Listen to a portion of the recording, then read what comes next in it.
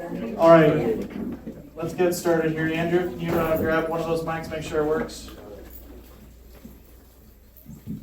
Sure. It work? Can you hear me? Yep. Okay. All right, will you lead us in a prayer? Yeah, let's all bow our heads and give thanks for everything. Father in heaven, thank you so much for bringing all these civic-minded people together. Thank you for the beautiful day you made. Help us have a productive conversation and exalt you. Cheers in for us. Be obedient in what you'd have us do. In Jesus' name, amen. Amen. We'll have Jim lead us in the pledge. Where's the flag? Flag's right over here. Kevin got it? Yeah, come on out, Kevin. Kevin, thank you. I pledge allegiance to the flag of the United States of America and to the republic for which it stands, one nation, under God, indivisible, with liberty and justice for all. What's going on, man? Good to see you. I like the hat, Okay, man. everybody listen to Connie.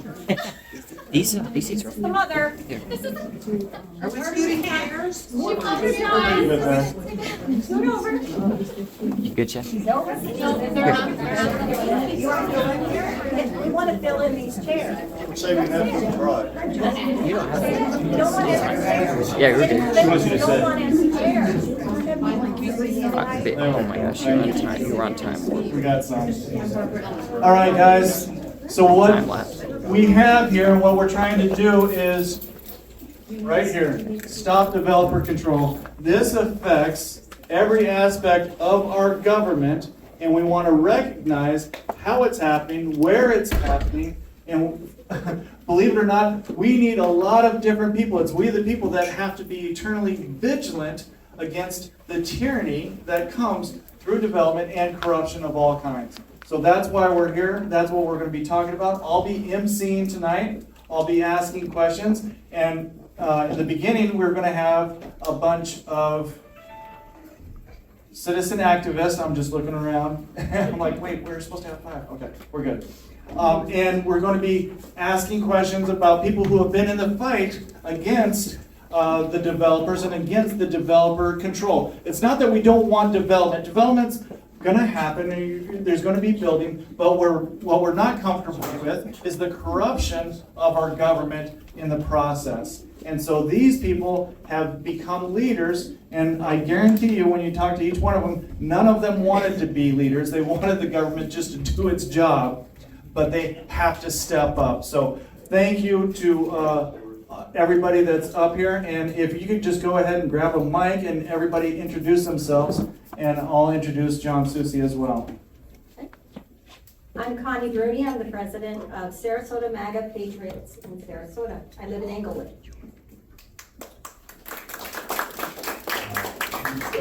Been in Manatee County for a long time. One wife, 9 children, trying to raise them in the government. So hopefully, I had to get involved, like you said. I didn't want to get involved. I thought we were electing people that looked out for us. Found out that's not the case.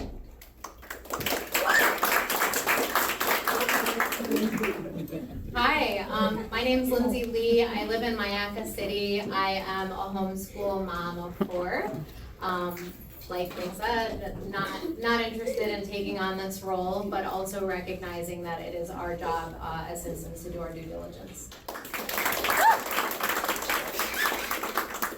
I'm Heidi Lynn on Facebook, but I'm Heidi Minikheim really. I live in Mayaca City, and like Lindsay said, we never ever really wanted to take on this job, but nobody was standing up for Mayaca City, and we will not be bulldozed over, and I will fight to the end. And we've got one other, John Susi. If you could stand up and just introduce Legend. yourself, and we'll be hitting you last, if that's okay. Yeah, I'm John Susi, publisher of Talk in the mic. John Susi, publisher of Sarasota Phoenix. Been involved in this thing ever since I came back from Boston for over 20 years. It's the most corrupt political scene I've ever been involved with. Edited by Pat Neal. I can go on and on and talk about it, but I'm glad to be here and give my voice to you people, explain what's going on in Sarasota. And we'll probably get back to you in about like 20 minutes, my guess, John. Got bad knees, too much basketball.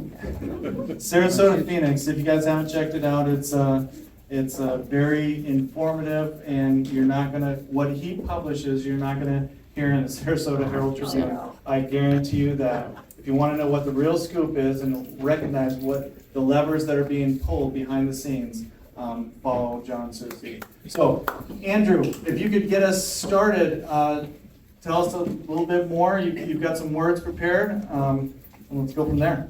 I do. Anybody that knows me knows that I'll just talk for too long. So I do want to convey one message, so if you'll bear with me. Concerned citizen, Andrew Stillman. I've lived in Manatee County since 7th grade, so a few decades.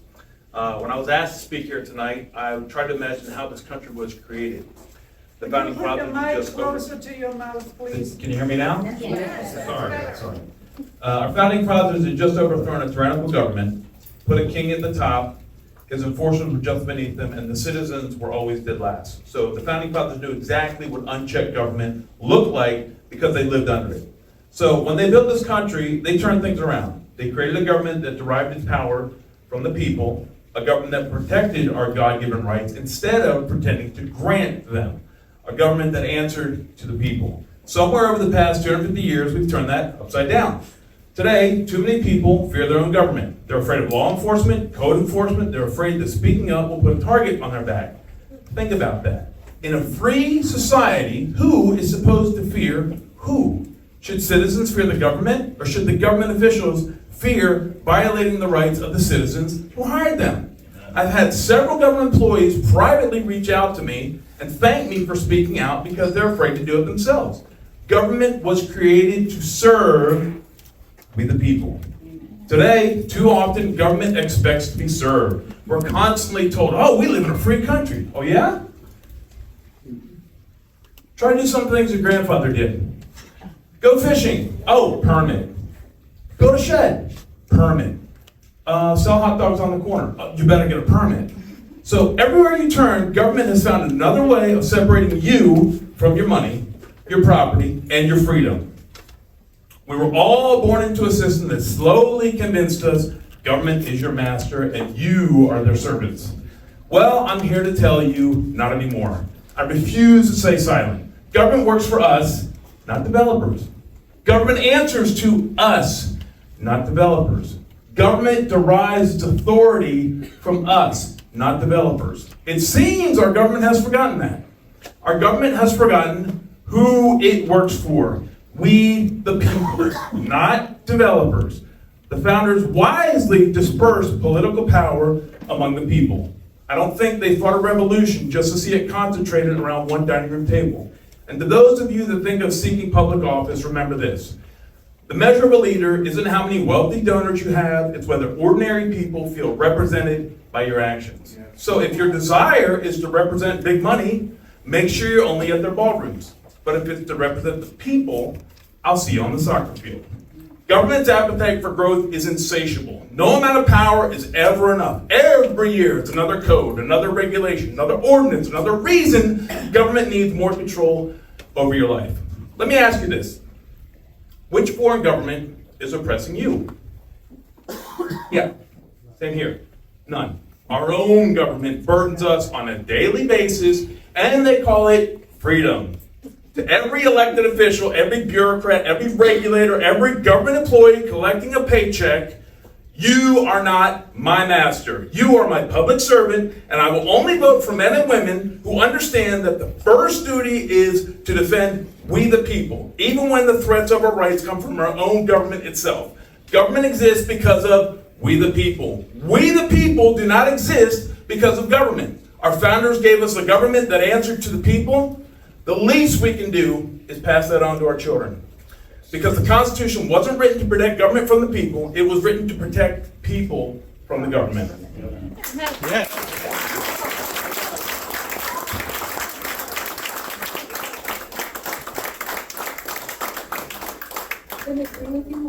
That's awesome. That's awesome. This is the spirit of 1776. This is the spirit of we the people taking back our government because it's a government of the people, by the people, and for the people. And the only authority that they have is from the consent of the governed. That's right. We're not consenting to relinquish all controls to developers. So tell me how you recognized, Andrew, if I could ask you a couple questions. Ouch. This should just end right there. That's such a No, good no, no, no. speech. Such a good Go ahead, speech. go ahead. I love it. So tell me how you recognized and started to recognize some of these encroachments, specifically of the developers. Well, when I moved, there we go. Sorry about that. Let me turn that up a little bit. I moved my kids out there. We moved out to the country in 2018, and it was wonderful. It was quiet. I know you're not going to believe this, but the weekends were twice as long for whatever reason. And then I wake up 6 years later, all of a sudden I got 1,700 apartments down the street from me. The golf course behind me was turned into, another cookie cutter HOA setup. I can't get through the red light. I got to sit through the red light 17 times just to get through. I'm like, this is encroaching on my right to freedom. So it seems like these people have the speed dial to everybody that works for government. And I say works for government for a reason, because they don't work for you. They don't work for me. And anytime you try to get them on the phone, you're not powerful enough. You don't have a donation check. So, and then when you go to a county commissioner meeting and try to call them out on it, they say, your time's up, get this guy out of here, no clapping, that kind of nonsense. Forgive me. That's good. You tied this back earlier when we were talking about the right to life that is actually endangered, especially in East County. Okay, Manatee so. County. Yeah, just. No, period. I'll touch on that. So I try to look at things through the lens of the Constitution as far as what the government should be doing. So when I'm hearing people out east, their wells are running dry, and I'm talking about wells that have been going for 80, 90 years, all of a sudden their well's running dry and they can't feed their animals and they can't grow their crops, that's a huge infringement on their right to life. So that's the most important thing that government should be defending. They're not. They don't care as long as the developer's check comes in to finance their campaign and send, 17 flyers to your house that cost, thousands and thousands of dollars, and then try to convince the public this is the guy to vote for. No offense, but when you get 7 flyers from one guy, don't vote for that guy. Okay? And if you look at the return address, it's never Manatee County. It's never Sarasota. It's always Tallahassee, DC. I'm like, wait a second, what's going on here? So they will tell you who they are. You just got to look for it. So if you're getting all those flyers and you see their ads everywhere, cross them off your list. If they'll show up to a debate, then you can listen to what they say. But we have so many people running for office right now that their handlers are telling them, hey, stay in the basement like Basement Biden did in 2020. We got this. You don't even need to go out and debate. You don't need to say anything to anybody. We got it under control. And they're hoodwinking the public because, I saw that guy on TV. Yeah, why isn't he out debating? And there's a lot of them. There's a lot of them. Crothers. Exactly. I don't know who that Crothers is, but don't vote for that guy. Sounds like a jerk. Friday's first coming from Wyoming. Yep. Oh my, see, there you go. Now listen, I have to preface this. The reason I am a citizen, he called me an activist, but I don't get paid for my opinion, so I'm just a citizen. I've got one wife, I've got 9 children, I'm trying to raise them correctly, I'm trying to run a business. I did not want to get, he said it right, I did not want to get involved. I naively believed, and I'm sure we've all been there, we're like, I voted for this guy. He's going to go represent me. Wrong. He don't represent you. You can't get him on the phone. His email will not come back to you. And when you say, hey, you're going to protect my constitutional rights, all of a sudden, he's a ghost man. So speaking of that, where is Mike Ron? Anyway, I told you not to be the mic. I was just not stopped. It's good.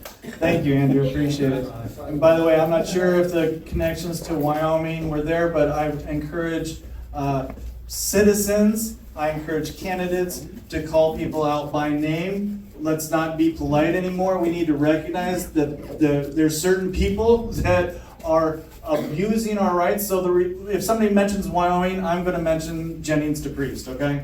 I just can't help it. Jennings DePriest is running an outfit out of Wyoming. It's not good. Adam Johnson, unfortunately, has, there's a lot of good people And he might be a good person, I don't know, but he's connected himself with Jennings DePriest, and they're deceiving the public constantly. So anytime I get a chance to call somebody out, I'm gonna call them out. Yes, sir. Just a quick question for Andrew. The initial statement that you gave us, read to us, have you published that anywhere? Or... Get out. No, seriously. Listen. I want it broadcast all over. Thank you. When I go to speak to the county commissioners, I spend a lot of time, because as you're finding out already, my mouth does not stop. Ask my kids, like, yeah, Dad will talk. That's why he has a headset, because he literally drives around and he's talking for hours and hours and hours. Not because I like to hear myself talk. I'm passionate about, we are so far removed on what was normal and correct. No offense, but go look for any, and I'm gonna get in trouble right now, I'm telling you this. Go look for anybody running for any office right now. You cannot find the word Constitution on their mailer, on their website. They don't even know what it means. And then, no offense, but I asked some of these people, I say, hey, what's your, oh, well, we all support free speech. Do ya? We don't know that. I don't see evidence of that. And if you go to some of these people's web pages or Facebook pages, they'll turn off the comments, even though, why does that make any sense? I'm not afraid to debate I'm not afraid to debate anybody, anytime, anywhere. Not because I'm a tough guy, it's because I believe in what I believe in. And I have a reason for it. So yes, I will pass it to you when you're done. I will tell Eddie, hey, they want to see the speech. But the point is, we should, oh geez, we should be passionate about. Right, calling Andrew there on the spot. We should be passionate about our government. I got 9 kids. You look over there, there's a third, 2/3 of me or something. When I grow up, I don't want to look at my children and say, man, we had a chance to stop some of this stupidity, and we didn't. Just look at what it was when we were kids growing up, right? And the other problem we're dealing with, and we don't have any control over that, he will once he gets in Congress, is the Constitution says that gold and silver are money. Now we've got, oh, I've got a piece of paper, this is money. No, it's not. If it was money, it wouldn't be losing value over and over and over. And I'm going to tell you something, the federal government cannot print gold. They've tried, I promise you that. They put a study together, they can't print gold or silver. The founders were not dumb. They're way smarter than people are today. Forgive me. Yeah, no, it's Can good. you cut my mic off? You don't even- But this is what it's about. People who are passionate and us getting to know each other and hearing from each other and realizing that this is the DNA of America. It's freedom and fighting for freedom and fighting against tyranny. So thank you so much, Andrew. That was awesome.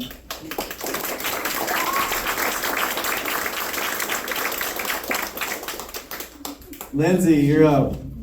All right, I want to see if does this mic work? No? Tap it.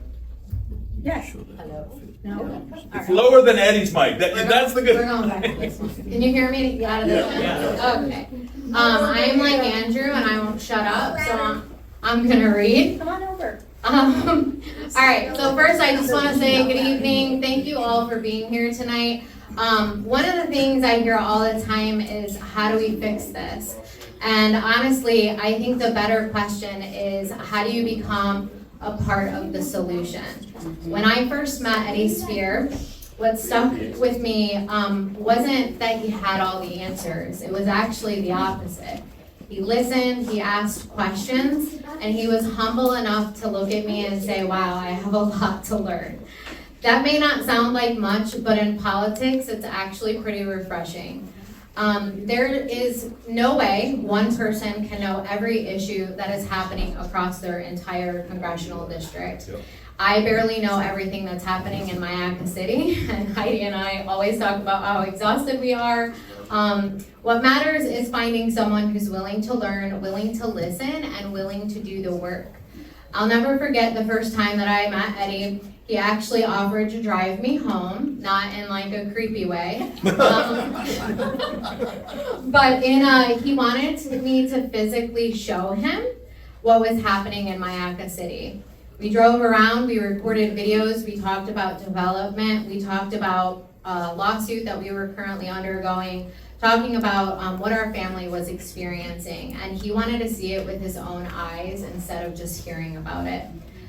Then he kept calling and kept texting and kept asking questions, not because he had to, but because he genuinely wanted to understand. And that's what stood out to me. But tonight is not just about Eddie.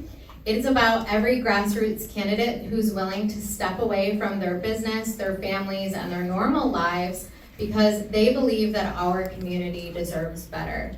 And it is also about us as citizens in this room, because here's the truth. Voting is not the finish line, it is the starting line. For far too long, we have elected people and assumed that they take care of everything, and then years later, we wonder how things changed without us having a voice.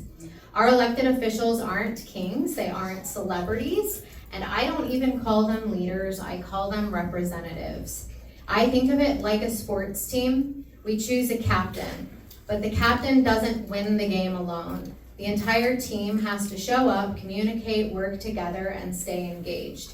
And that's exactly how government should work.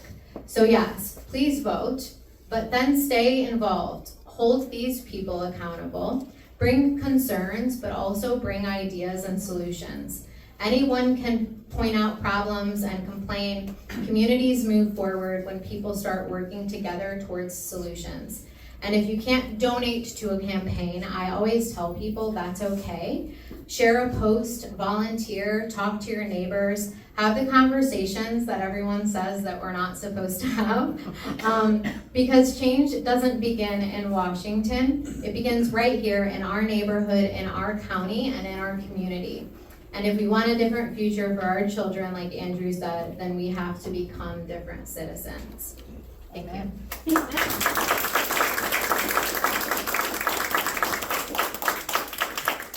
Eternal vigilance against tyranny. And you've been vigilant against tyranny. Can you tell me a little bit about your struggle there out in Mayaca City?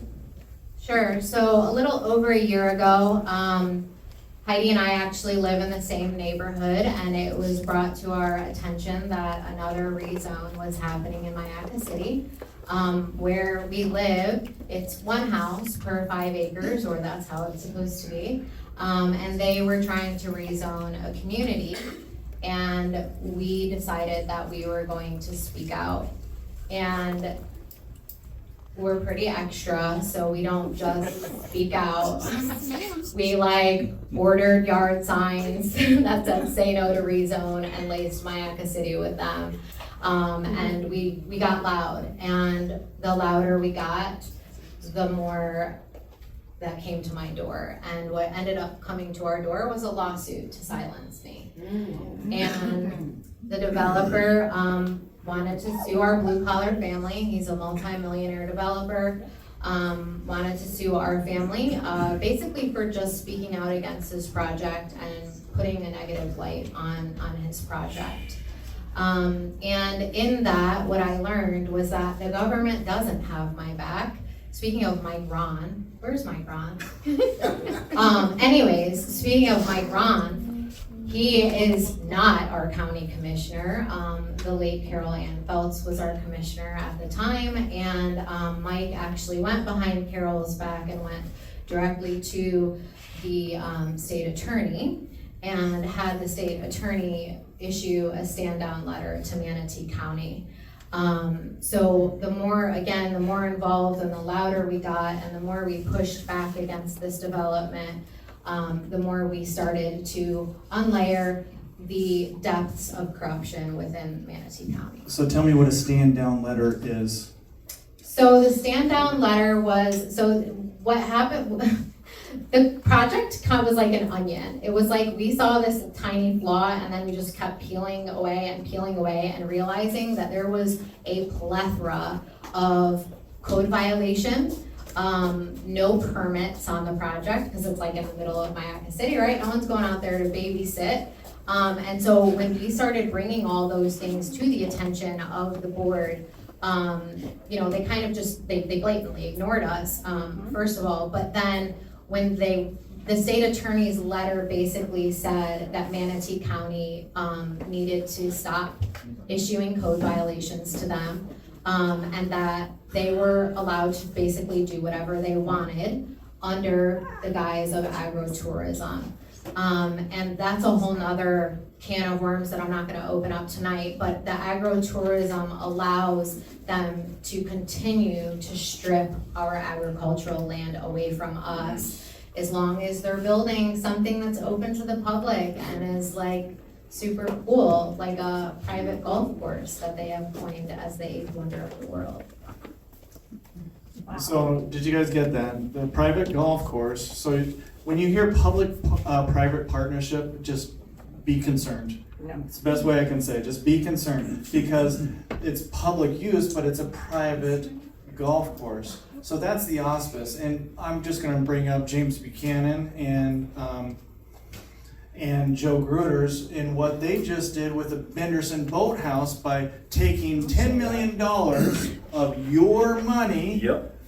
And they gave it to the Benderson Boathouse under the guise of a storm shelter. A storm shelter that's on an island that's already flooded. Makes no sense for a storm shelter. Oh my gosh.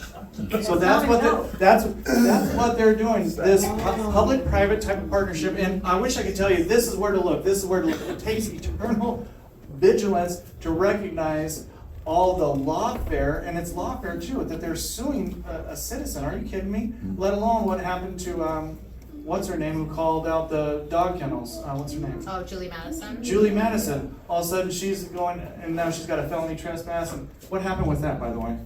It's still ongoing. Not good, not good. Real quick. I was watching a live stream of the planning commission for Sarasota County a few weeks ago, and they approved I think it was like 13.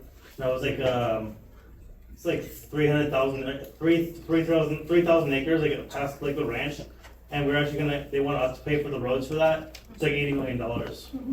Yeah.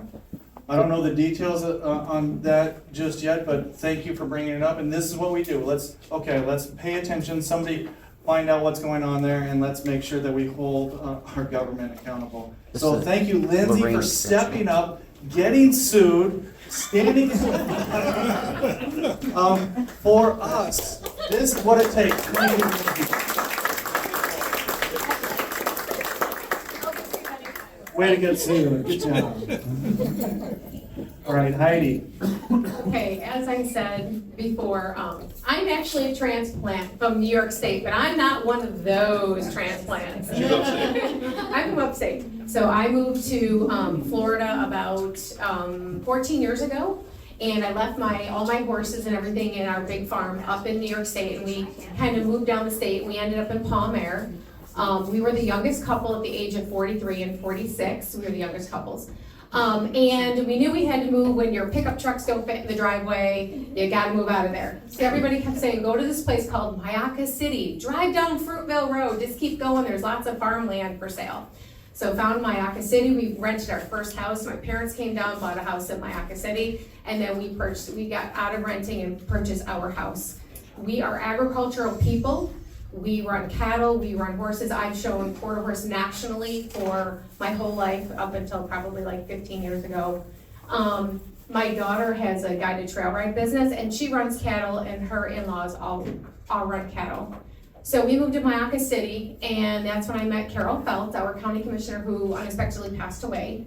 And that's when I got into the fight, when they started moving the FDAB line. And I know a lot of people live in the city and you kind of don't understand our way. I'm an agricultural person, so you kind of don't understand our way of life, but we are lifted truck, black coal rolling, and we are cows, and we're cracker whippers. Can I pause you real quick right there? Because what I want to do in this situation is recognize and try to educate as many people as possible what FDAB means, right? Because this is one of the mechanisms that developers use on a constant basis to push the boundaries, to rezone, and to develop more and more.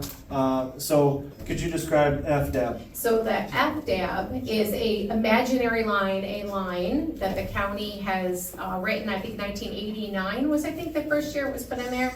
It's a future development area boundary. So that means in Myakka City, we're one house per 5 acres, and everything in the city, you're all on postage stamps out that way. We're not. So they started moving the line. They moved the line twice, and that meant cluster housing, and that infringes on our way of life. But not only that, there's this word called contiguous, and the county loves this word. Developers love this word. So once they start rezoning one house per less than 5 acres, say there's an acre and they put 30 houses on it, and then there's another piece of property that comes for sale next to that development, and the developer buys it, they can go in for a rezone, and it becomes contiguous, so it pretty much gets rubber stamped, so there's no stopping the encroachment of the development. And not only with that, we have no water out east, my well is running low, on our Facebook page for Mayaca City, every day there's somebody on there where their well is running low or has collapsed. And I know a couple well companies, and they're putting new wells in left and right. We do not have enough water for the people that DeSantis invited here through COVID. Yeah, and we have 2 massive golf courses, the Mayaca Golf Course with an I, that's in Mayaca City with a Y, and the Soleta Golf Course. And it's pinching our river, it's pinching the Mayaca River. And we have asked our county commissioners numerous times, Lindsay and I have been in there, Liz has been there. We are trying to get some sort of protections for our river, and they will not give us protections for our river. Lindsay and I live at the bottom of that river, and let me tell you, it floods. We are very concerned that our houses are gonna be flooded the next hurricane. Can I try to explain that real quick? Because Yeah. when you talk about pinching a river, you said that to me, and I'm like, okay, what's that mean? Basically, you change the topography so that now all of a sudden there's just a choke point in that river. So what's supposed to happen in Florida is there's supposed to be sheet flooding across so that the water can go down and get cleaned up and fill up the aquifer. Does that make sense? But if that doesn't happen, there's a pinch point. So there's not sheet flooding that's allowed. It backs up on the river, and it backs all the way up to Mayaca City, and it causes all kinds of problems. And it doesn't fill the aquifer, but it floods a lot of different houses, and a lot of different problems happen because of that. Did I answer that? Did I explain that well? Yeah, Yes. I think of it like an hourglass. Because I learned it from them. Yeah. Yeah. It is like an hourglass. We did not ask for these golf courses, but unfortunately in Manatee County, golf courses are considered agricultural, so they are a administrative approval, it's a rubber stamp. And that's what we're dealing with. And then we're also dealing with, so the future, the FDAB line, okay, so we have a new development coming in called Montgomery Ranch. It's on State Road 70. It's before the blinking light. This development is 304 acres, and they're putting 52 houses in. These houses are on less than 1 house per 5 acres.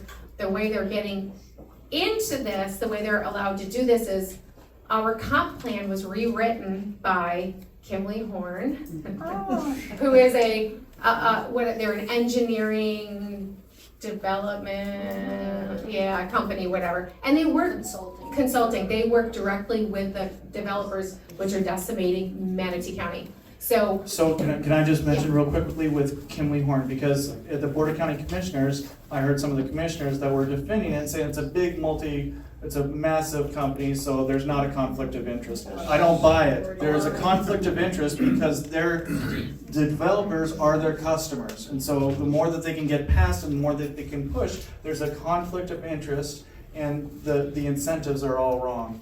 Who's with the Kimley owners Horn. of Kimberly Horn? Kimley, who is it? You tell me. Al Mayo, Mayo. former County Commissioner Al Mayo.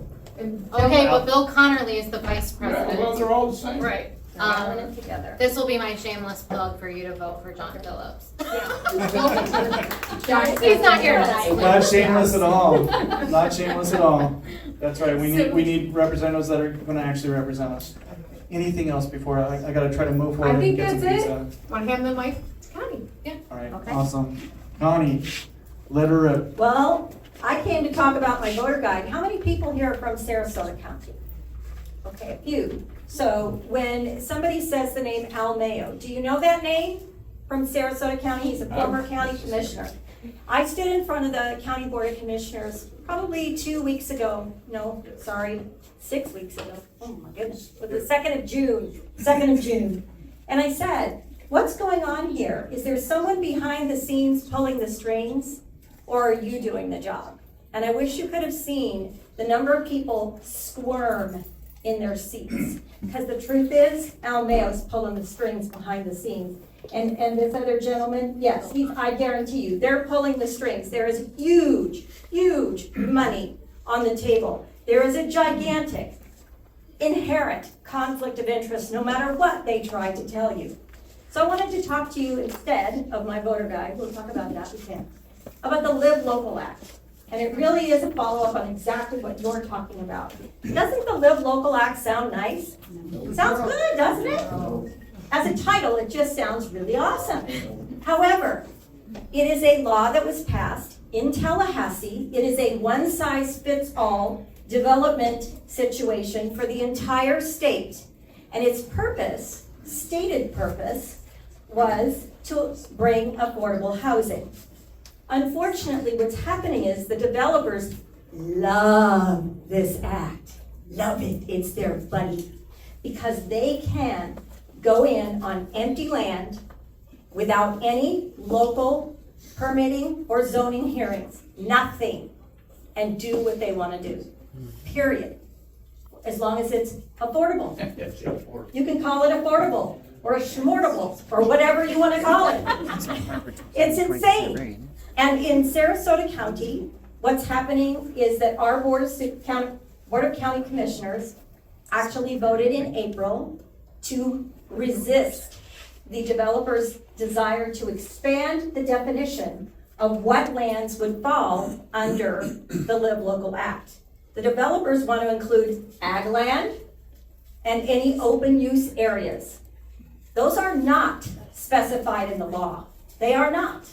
So our board, in my opinion, correctly chose to push back. Now, the developers and a church have sued the county, and they have sued each and every one of the county commissioners personally. Beautiful.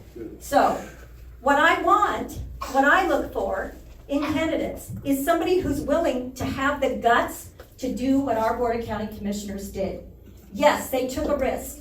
Their attorney told them, you are taking a risk in doing this. I want to explain this. Go ahead. Because it's hard to, who's a good guy, who's a bad guy in this? And we want to jump in and say, okay, county commissioner's bad guy. County commissioners here in Sarasota, good guys. For the most part. They're fighting actually against, and really what they're doing is they're doing what the citizens demanded. Yes. You know, and they're fighting against Tallahassee in the Live Local Act. Manatee County can do the same thing. Yes. Hillsboro's doing it. Manatee Yes. County's not. A lot of other counties are not. They're just up there, and you guys that have been at the Board of County Commissioner meetings, they're famously saying, well, our hands are tied. There's nothing we can do. We just got to go with it. We don't want to run into any legal The devil liability. made me It's not do true. it. It's unconstitutional. They can't defend this, and some of these counties are fighting, and we need every county to fight against the Live Local Act. Yes. And I will say, we have one person, and we're talking about our voter guide, one person who in Sarasota County is running for the Board of County Commissioners. It's a female, and she said, it's a giant waste of taxpayer money. I think she's 110% wrong. I think it is if you are ever gonna take my money and use it, push back on Tallahassee, that's what I want. Somebody who would be willing to stand up and push back, because local rule, home rule has been eroded and eroded and eroded. Scott and I have lived here, and we escaped from California. He's a third generation dairy farmer, okay? So we understand development, we understand the conversion of agricultural land, we understand all of that. Water, oh boy. People are gonna die. You can have wars over water, seriously. But we need people who are willing to push back. So in this case, that's why our group has endorsed Dr. Joe Nunder and Mark Smith, who are both incumbents. Because people have asked us, why? There's your answer. They pushed back on the Live Local Act. That's what we want, is somebody who's willing to say, enough is enough. So that's where that comes from. And then we need to support them. Yes. Those candidates that are going to stand up, we need to support them. Keep going. Who else you got? Well, one of the other ones we talked about, when we were in the room prior, we were talking about different folks. And we are in House District 74, okay? Currently, the seat is held by James Buchanan, who is running for state senate. Vic Rowe, we have endorsed Vic for a good reason. Because James has not represented the people in his community. In District 74, our group has endorsed Jennifer Winkler. Now, if you meet Jennifer, she's very blonde, very cute, very energetic, and she's unbelievably nice. And I said to her, my biggest concern, she understands all the issues, she answered all of our questions very directly, but she's so nice, I was afraid, we were concerned, because you know what happens? They get taken in the basement when they go up to Tallahassee, beaten about the head and face and told how things are gonna go. And I said, I'm concerned. She says, you don't realize something about me. I'm a lot tougher than people think. I had to fire my own husband twice from my company. Twice. I said, good enough for me. That would not be fun. So that said a lot. But again, there's somebody with a chutzpah to push back. That's what we're really looking for, is folks like Eddie, who are willing to say, we're not going to accept business as usual anymore. So when you get 10 flyers in the mail, like I do every day from these people that are very slick and very lovely, know that they cost about $1.25 a piece, at least. And what they're mailing in Sarasota County, I did the numbers, 95,970 times $1.25. And they're sending you how many mailers? Every day. Okay, so think about the money. And who do they owe? Who are they really going to represent? I've been an elected official. I understand campaigning. I've had to take campaign contributions. You have to explain to people, this has to come with no strings attached or don't give it. Scott knows, happened to me one time. A person said, well, I gave you XYZ. You should do blah, blah, blah. I said, no. Well, it was a threat of some kind, I can't remember. I sat down and wrote him a check. Give him the money back. We need more people like that, definitely. Don't take nothing that is worth your soul. Nothing. So stay true to yourself. So there you go. Thank you. Thank you so much. Hey, I know that we got John Susi and we got a bunch of people here, but we also have a lot of food, and I like when people kind of get to know each other and can talk. So we're going to take like about a 10-minute break. I'm afraid we're going to go a little bit late. So please stick around because we've got, we backloaded this, okay? I know it's hard to say that because Andrew just did such a great job, everybody did such a great job. But we've got some amazing candidates who have some things that you're gonna wanna hear. So please stick around, grab a bite to eat, and we'll be back here in 5-10 minutes.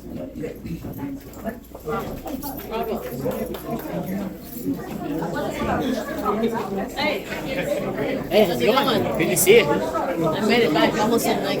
Yeah? Alright, I gotta get some pizza, dude.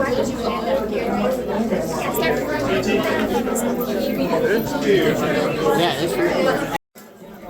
How you doing? Let's do it now before we forget. It does.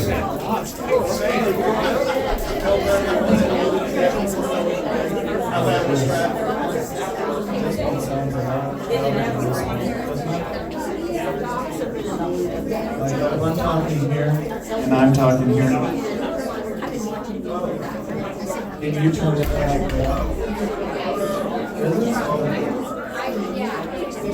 Is this? Hello? Hello? Hello? We can do this.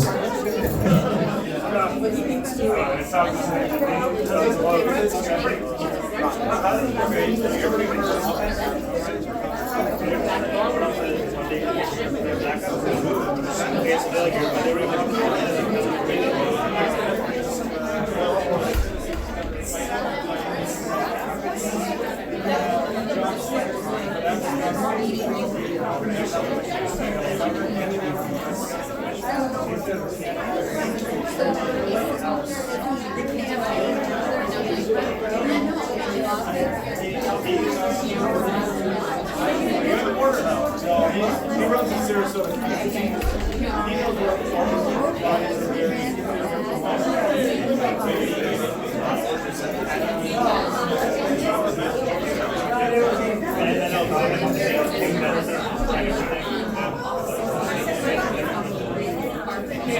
So I'm gonna have you start.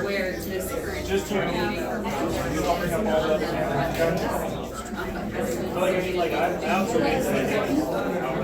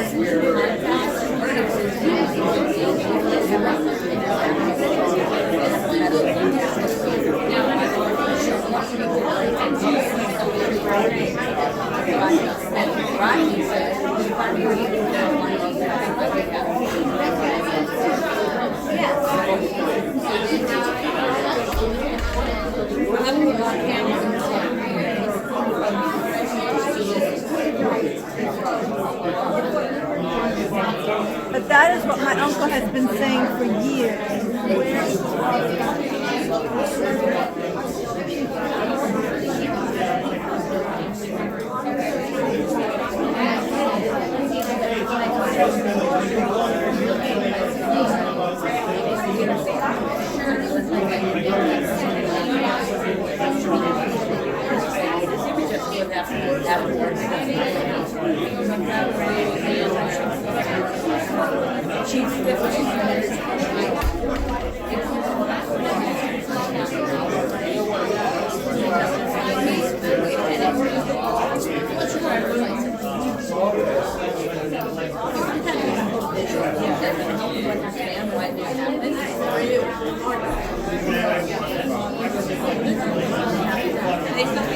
It could be an accident, but you're unconscious. You're not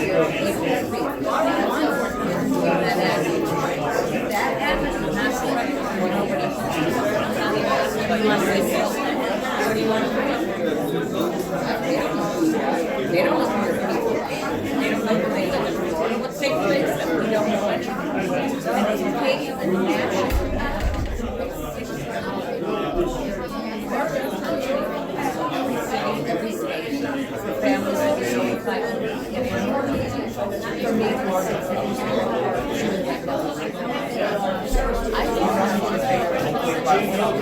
I stepped up to the plate and I said, that house is me. So I'm going to do something. I came up with a game system and added science to that. I am very good, very good.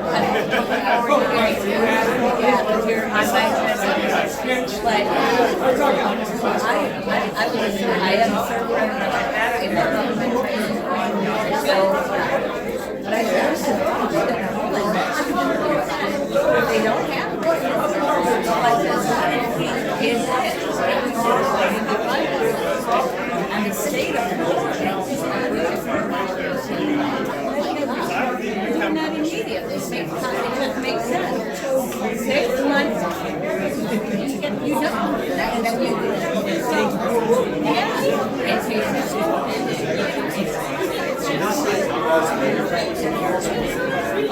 Most of the big commitments are created out of the state.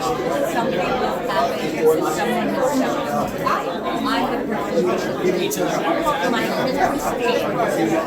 I just feel like they did it in 6 years.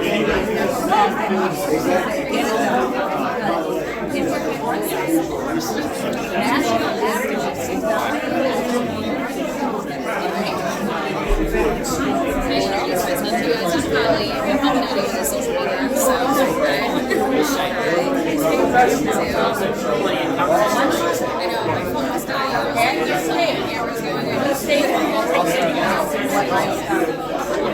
I got a huge battery backup. No matter what you do, it like the last one that was the train. You're not giving anything to me. I went to the one I knew that one. Which one was it?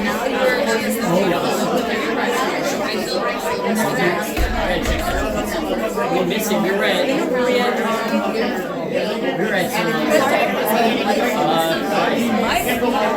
Or no.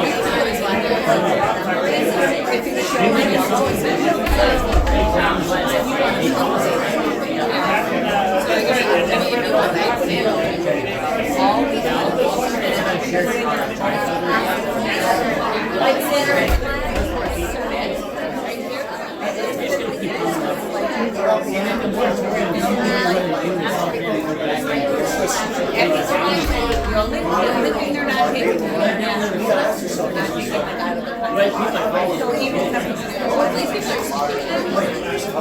if you've got an employer, your employer, that was your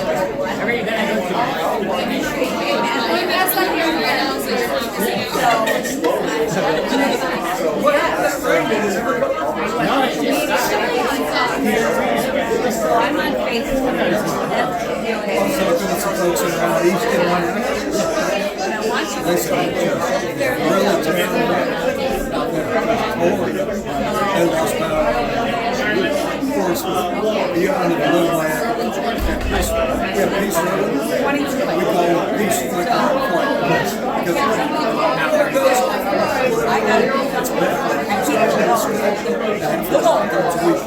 Doesn't matter what season, when you have something, now finances,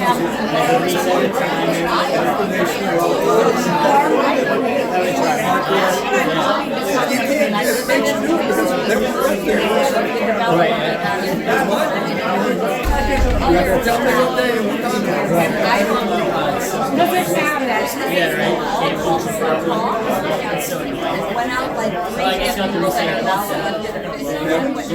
oh, I'm sure.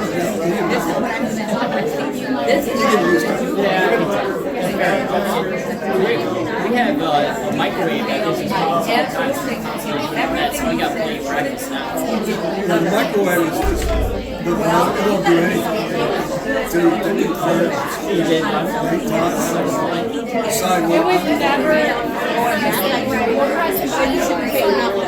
Yeah, it's the size of the work. You know what? You lied.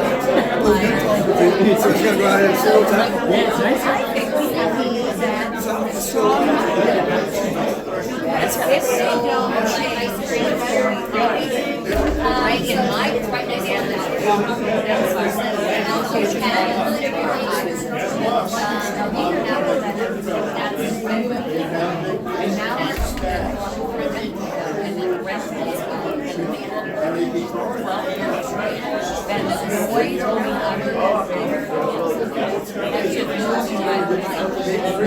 and then I got a phone inside, and now I'm like, now I'm mad. Now I'm going to now I might get more rage. What? Look at me. I'm mad from last night. You get that trickles on the back, you know? So that's what I'm saying right now.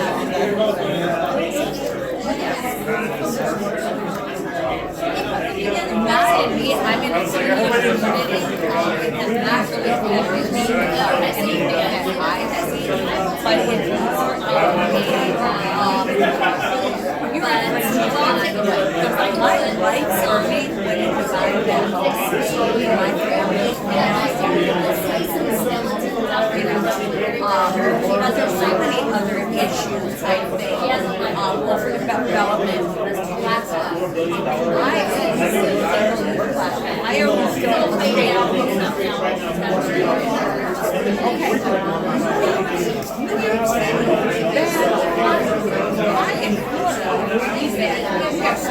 I wish I would like to want that. Maybe it's just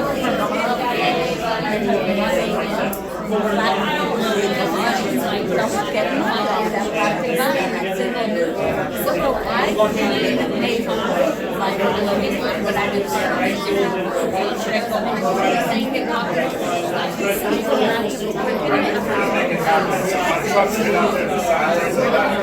I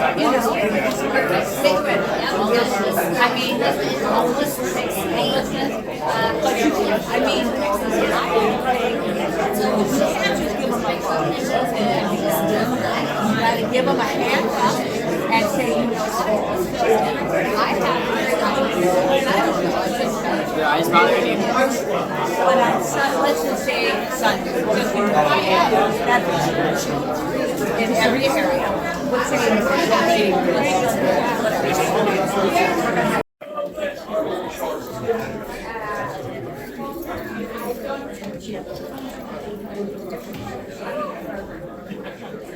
This will be interesting.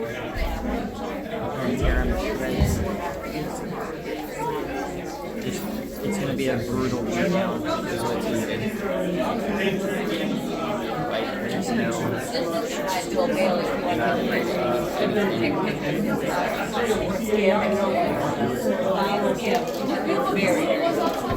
the young monkey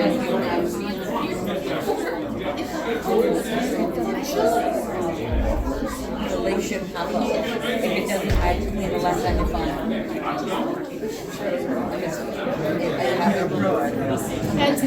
Well, I wonder how come that's not Oh, I'm not related to well, I'm getting that.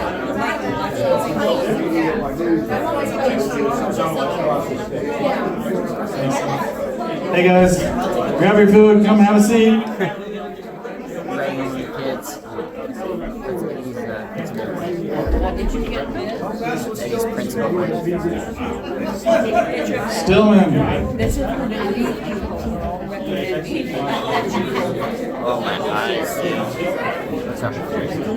No, just have a seat. They're gonna follow you what you do. Because you make a good representative, Andrew Stillman. All right, guys. Come on up, John. Here's the good mic. So let me tell you guys a little bit about John Susi. There's been a couple people that I've just tried to see if anybody sees what I see, and does anybody have the guts to call it out? And this guy doesn't. And then not only does he have the guts to call it out, he's been doing it for years, and he knows where all the bodies are buried. He knows the story and the history. So enjoy. Okay, my name is John Susi. I'm the publisher of Sarasota Phoenix. I'm one of the two media outlets in the Sarasota Manatee County Worthship. What it is, that's Sarasota Phoenix and Bradenton Times. I'm one of 3 investigative reporters, are the best in the Sarasota Manatee County. Put your mic closer to your mouth, please. Okay, can you hear me now? Yes. Okay, let me go back again. We have some old ears over here. So do I. I got the bad knees. I got the 80-year-old knees on me, so I understand. I am the publisher of Sarasota Phoenix, and I just said that that's the only, that and the Bradenton Times are the only papers media that are putting out the truth out there. I'm one of the 3 investigative reporters in Sarasota Manatee that are know where the bodies are buried and who has the shovel that's digging this graves.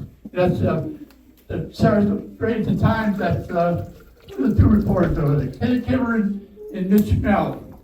Let me say this. I really enjoy all these people that are talking about what's going on.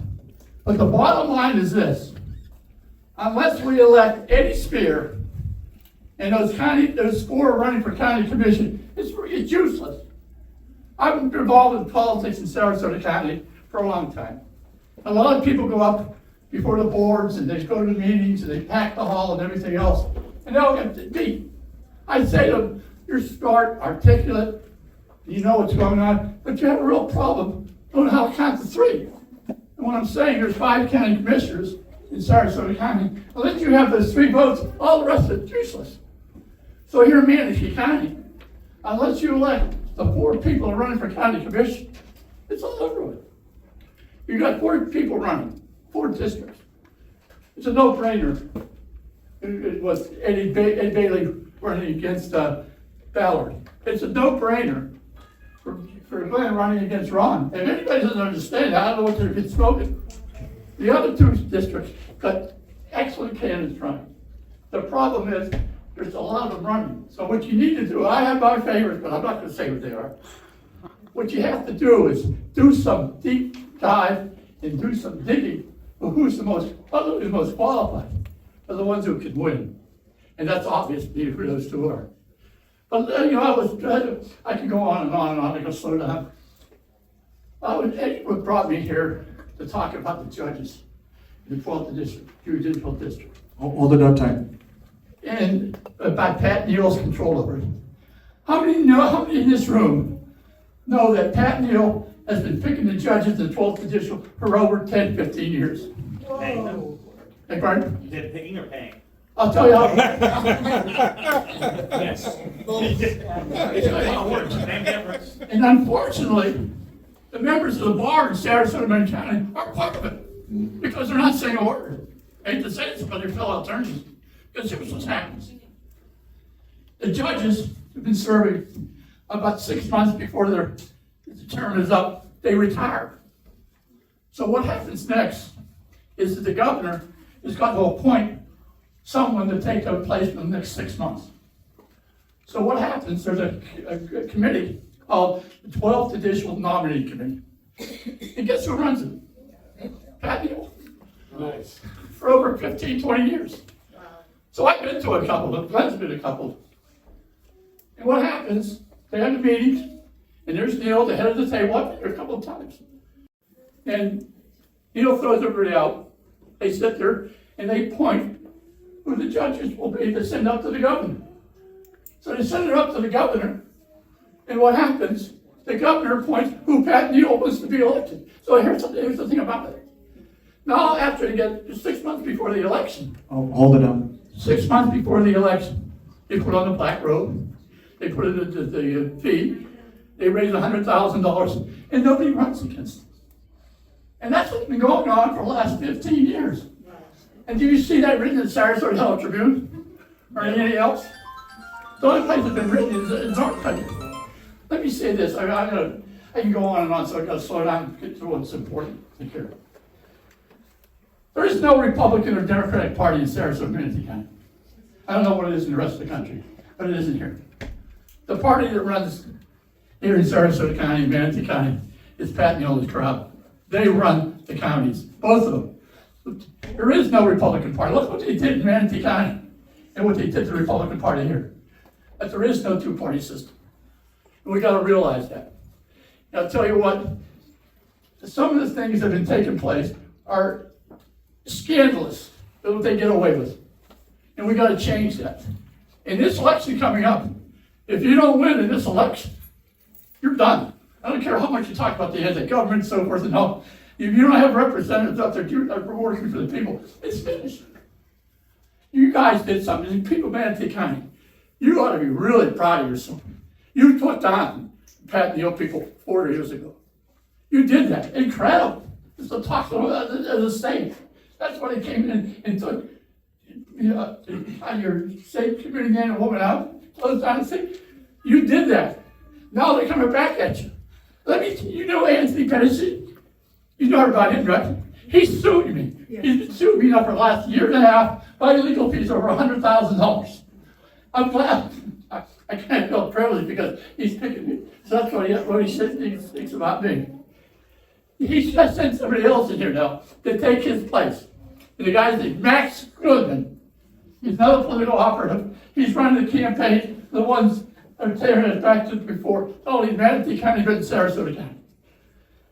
So I can't go on and on, but please, please, go out there and do what you can for this guy. If you don't go out there and bust your butt for him, we're lost. We got an opportunity. You all here in Manatee County, in this district, have an opportunity to get to a message to Washington, D.C., that you got this guy, a Republican American First People, that took out the wife of Joe Gruders, a former state senator, and had an NRC. That's nationwide news. That's your butt to put him there. The other thing you gotta do, you gotta elect those 4 county commissioners. 110 Bailey is Glenn, and pick. That's the last chance you got. If that doesn't happen, forget it. Go back and join Beach. I can go on and on, but again, get that guy in, he gets this kind of commission, or if not, we're lost. Thanks a lot. Thank you, John. As I have been learning a lot along the way, and I did not realize, I thought all the corruption was up in DC, that everything local was good. Oh my goodness, how naive was I? It's crazy. It is bad. It is not good. And I'd like to start with Vic explaining what we have in Tallahassee and the importance of getting the right people in Tallahassee that can actually stand against the incredible pressure and the monopoly, the political monopoly that's there. And what he said, what Mr. Susi said, talking about there's not a Republican or a Democrat party, it's just the Pat Neal party. The rest of it is just kind of political theater in between. We've got Democrats here, and I'm happy to see the Democrats, because the Democrats that I know that come here are the ones who want to know the truth. There's a lot of Democrats that want to know the truth, and they want us just to be angry at each other on these other issues that they bring up. But when we actually talk to each other, what we all want to fight against is the corruption. We want our country back so that we can have an honest disagreement between Republicans and Democrats. So thank you for bringing that up. You got a mic in your hand? No, I don't think that one works. No, it's the other one. Let's get the other one to Vic. Vic, if you could just give an introduction and let people know about yourself, and then we'll go from there. Okay. So, my name is Vic Rowan. I'm running for Senate District 22. Get it real close. Senate District 22. The incumbent, it's going to be an open seat. The incumbent in that seat is Joe Gruders, who's the chairman of the RNC. Right? He's been around a long time, and I know him since he was in college. And so, why am I running? I'm 77 years old. I don't want to. The last thing I want to do is be schlepping up to Tallahassee for less money than I could be making at McDonald's, asking people, "Do you want fries with that?" Believe it or not, state senator makes $29,000 a year. Just you go through that in gas going to Tallahassee. Right? It's 5 hours each way. So what am I doing running? The reason I'm running, I'm a good campaign manager. I tried to get a younger person to run. I couldn't get one. So I was out there. But what happens is we know who the next 3 speakers are going to be already. The next Senate president too. So the developers, because of what I think a major factor what was happening here in Manatee County when you elected those 3 commissioners. I'm not an expert on Manatee County politics. They elected 4 commissioners, okay. And what happened was, one of the developers had spent, my information is, he spent $1.5 million to get their opponent selected, and he lost. So they're not, these people are in business to make money, not to lose money, right? So they lost the election. So what did? They did away with the REC here, and they just said the REC is no longer the REC here in Manatee County. They took Trent, and they threw him out of being the state committee man, and they took Heidi Brandt. Was it Heidi Brandt? Jackie. Second, Jackie Heisey. Jackie, and they threw her out for no reason at all. They couldn't even come up with an excuse to why they threw her out. They just did it, and they basically said, "Look, we own this. We're going to do what we want." and no one had the money to take it into court, right? I mean, these lawsuits can run millions and millions of dollars, right? So they have the inside advantage. They have the money. You have the votes, but what happens is your vote is, people, when I said I'm gonna run against my opponent, who's got basically at least 100 times as much money as I do. And people said to me, what are you doing? Your opponent's already bought the election. I bet he didn't give you your share, right? How did he buy it? He bought it because he bought the media. He bought the mailers you're gonna get, the hit pieces, the ones it's color on one side and black or white on the other side. All the information that you get to hear is gonna be from his point of view. The best way to identify the best candidates is to see how much money they have. The more money they have, the more they're bought. The more they're not working for you, they're working for someone else, right? I'll just give you an example, the governor's race. Everyone knows that Brian Donald's gonna be the governor, right? What? He's got $91 million. Hold on there. Hold on. Yeah. Well, I mean, just keep going, but hold on the Byron 90 Donald's train. 90 We got somebody who's gonna be speaking about it here in 1 second. $91 million, right? So his closest opponent maybe has like 6 million. It's not even close. If you add up all the other candidates, I don't think they have 20 million, right? So why is that so important? Why is the money so important? It's all out-of-state money, out-of-country money. Well, I shouldn't say out-of-country that's traceable, because that would be illegal, but. It is. Commie Cash, Chris Gleason, shout out to him. Yeah, that's a whole other story. So, but the bottom line is this: if you vote, if you don't even consider someone who's got, when you're getting a ton of mail for somebody, don't even consider them. They're bad. They're not working for you, right? Look at the people's donors. You can go right to the Supervisor of Elections website, look up the donors, who gave them their money. I did that before I decided to run against my opponent. You can't see the PAC money, but you can see what's in their campaign account. And it's hard to follow all that. I want to make sure that we get Mr. Shaw a chance to So the talk. bottom line is this, though. This is what they decided to do, the developers, because of what happened here in Manatee County. They decided, listen, why should we buy all of these county commissioners? We'll take the zoning power and the building permits and all of that. We'll put that in the executive branch in Tallahassee, or in some cases, they actually give it to the developers, incredibly, like with the UTC Special District. So we'll centralize. Am I still on? Yeah. We'll centralize the control in Tallahassee, and we only have to buy 3 people. We'll buy the governor, by the Speaker of the House, and we'll buy the President of the Senate. But the Speaker of the House and the President of the Senate, they're only gonna be around for 2 years. They're only gonna be in those spots for 2 years. So they have this conveyor belt system of, they have all of the people for the next 6 years are already bought.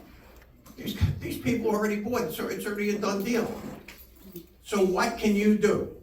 Our government was designed to be run by the people. If the people aren't doing their job, the billionaires will be more than happy to step in and do it for you, right? But they won't be doing it for you, they'll be doing it for them. And that's what's going on in this country. Everyone just has a price tag. They say, what's it going to take to buy your vote? Yeah. And if you don't vote, I could give you more and show you they actually put you in an untenable position, but I'm not going to have time to do that. Yeah.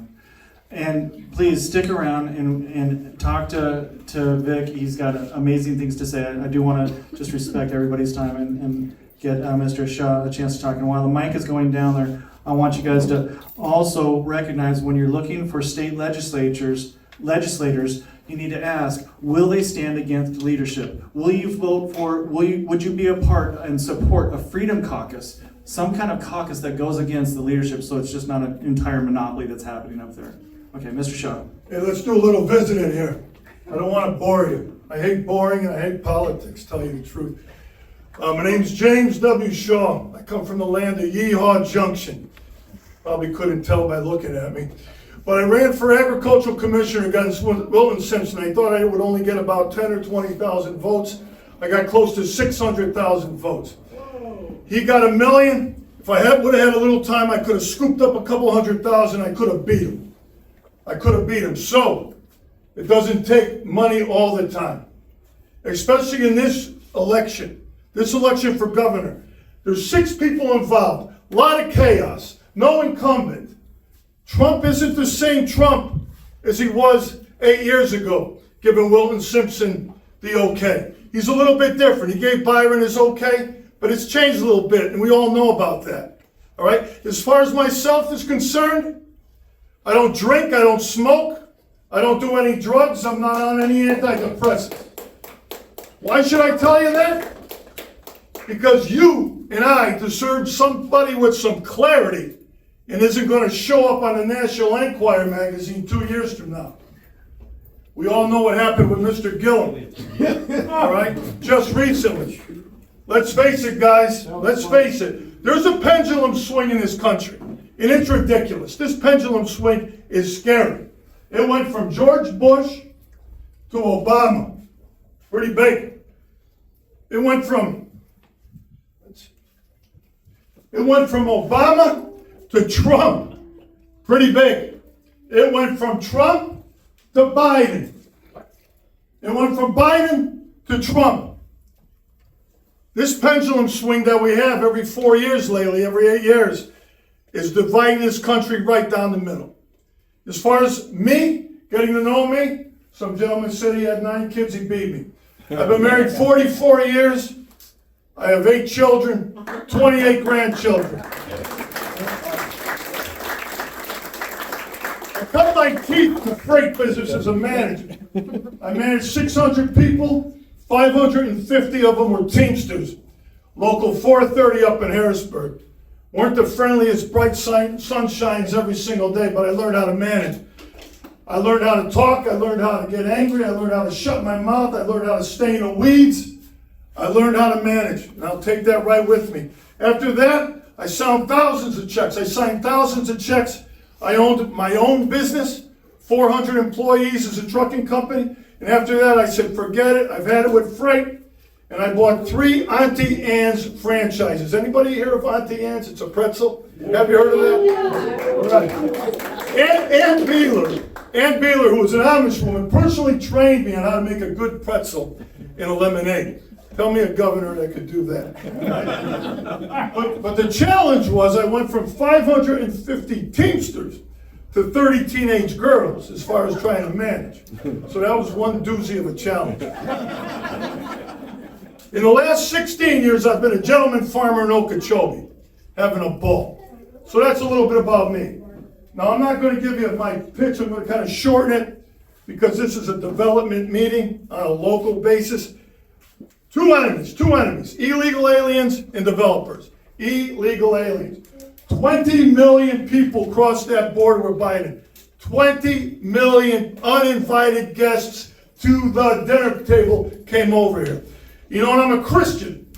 And at times I would say, am I a rotten you-know-what? Because I'm upset over this.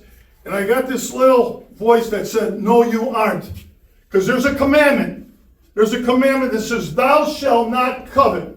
Thou shalt not covet. And the word covet means to strongly want somebody else's goods. And that's what happened. 20 million people wanted our goods. This wasn't like in the 70s where you saw the poor African children with the big bellies. Those people needed help.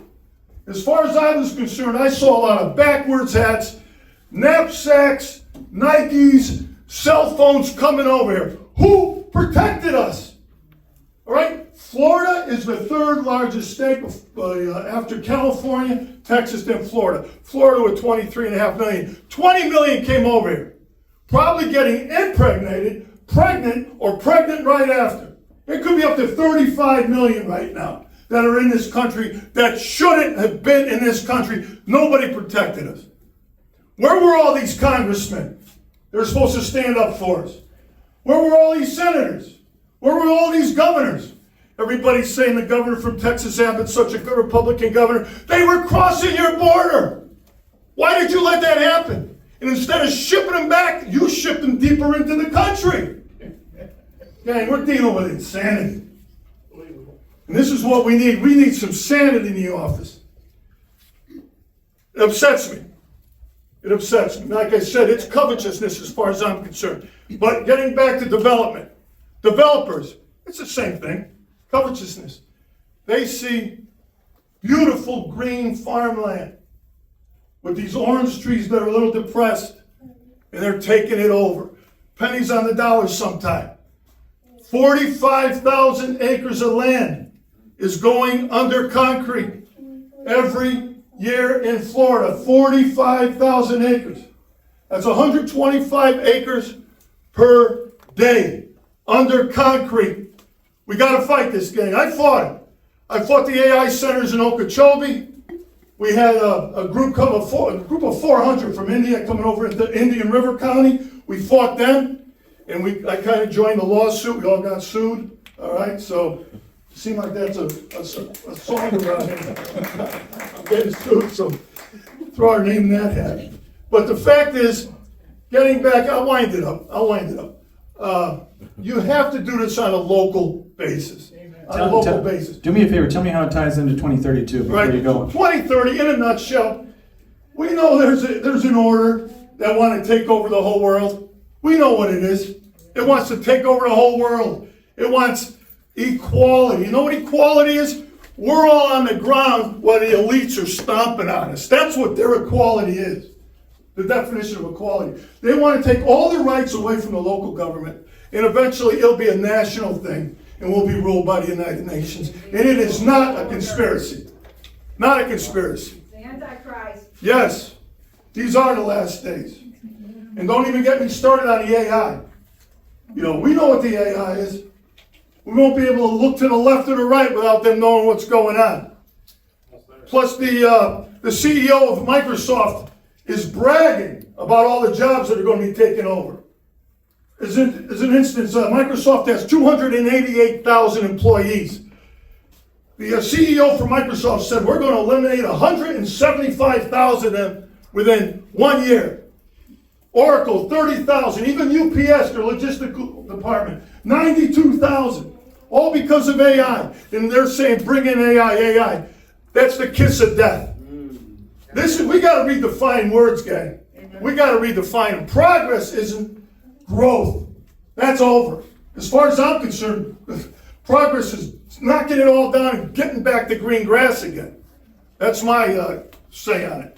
But getting back to what I was going to say, everybody listen to me. This is brass tacks for this county. Who's in Manatee County here? All right. Not to go off the deep end. All right. Sometimes you got to go right down to the ground level. All right. Does anybody know here how many people you have running for election on your county commission? Coming in August? Shout it out. A lot. You have 4. You have 4. All right. 4, well, 3 that are, well, basically 4 running, 1 because the poor woman, I guess, died. District 1. That has to be filled. If you don't win, you lose. All right. You just totally lose, as this gentleman said. All right. You have 7 people on that panel. You people have a chance to take these people to the cleaners. District 2, District 4, District 6, District 1 are up for grabs. 2 of those people right now, I'll let you do your own homework. I'm not here long enough to throw stones at anybody. But 2 of those people seem to be pro-growth, and 2 seem to be, they call it slow growth. All right? This is a turning point. Your commissioners this election. So you can have people talking up here, yelling, screaming, you can have boycotts, you can have signs all you want. It boils down to that election box, who you put in there. And then you hold them accountable. And then you inspect what you expect, and you be a good manager, even as a citizen. Well, God bless you all. Thank you for this time.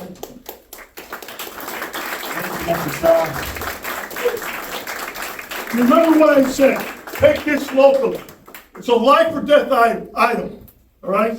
I'll be real quick. Just so you guys know, this is the hardest job I think we'll ever have, just moderating this group. Well, I was going up against somebody from Haiti. God bless that they're from Haiti. I have no problem with that. But if that young lady was an illegal from Haiti, illegal, crossing the border illegally, and she was bragging about the great education she had, all right? Guess who she took that education away from? Any one of us citizens. That's how I view it. I love this country, I love the people in this country, and I love the guests that come in legally. But we have to look out for things, gang. God bless you. Amen. Thank you, Mr. Shaw. Lord bless you in your campaign. Mr. Dunn, I'm up. you are up. My name's John Dunn. I'm running as a true grassroots candidate, local born and raised, Christian, husband, father, U.S. Air Force veteran, and former medic.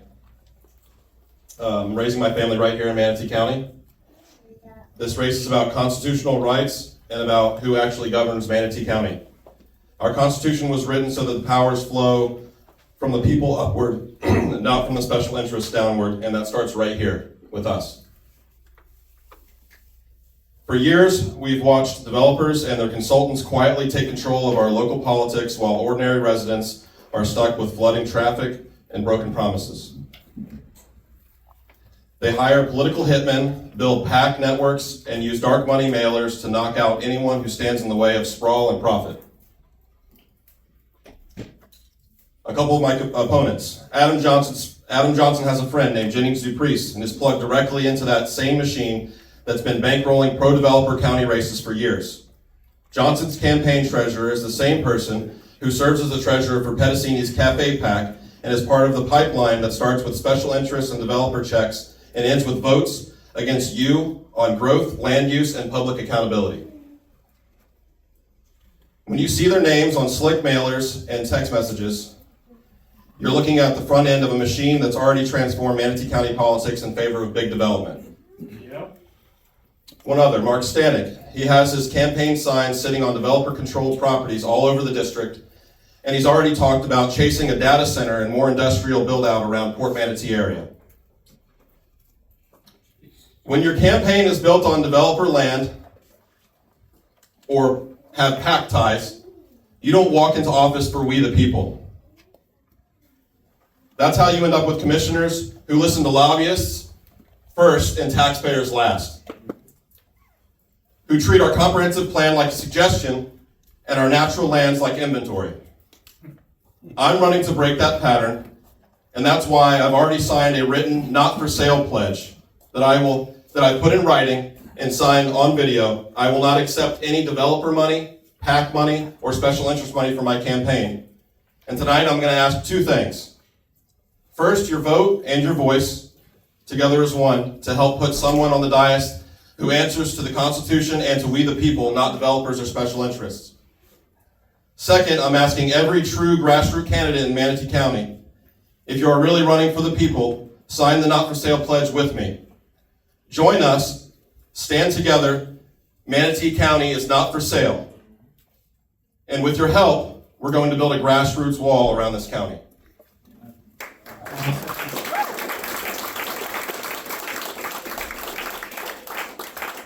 Testing, 1, 2.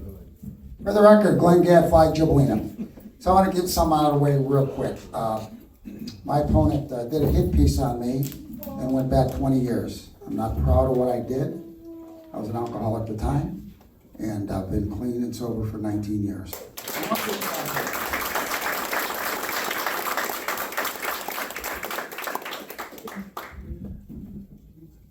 Yes, like people can have a redemption story, and it's a beautiful thing. And then for people to, the difference is, like, I'm throwing out some hit pieces too, but there's not repentance. Is there repentance? Is there a change? And are we moving forward? And Glenn has been that, and it was a beautiful moment to see John and Glenn connect and just say, I'm so proud of you.